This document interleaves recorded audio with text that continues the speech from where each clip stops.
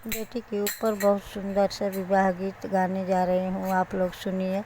सोने की कटोरवा में मटी पानी भेवली रंग दुलहरी, लिपे चलली शिवा के मान दिलवा भवरवा रंग दुलहरी।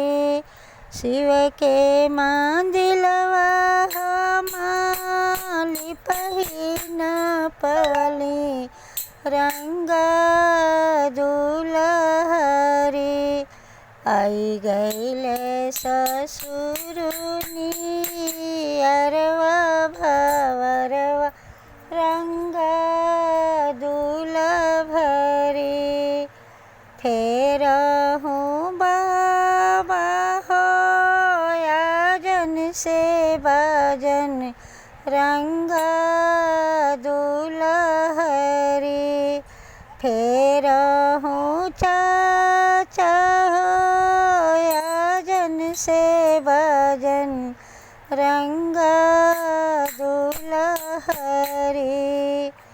आई गईले ससुरुनी फेरी देहु बती सोका हरवा भवरवा रंग दुलहरी।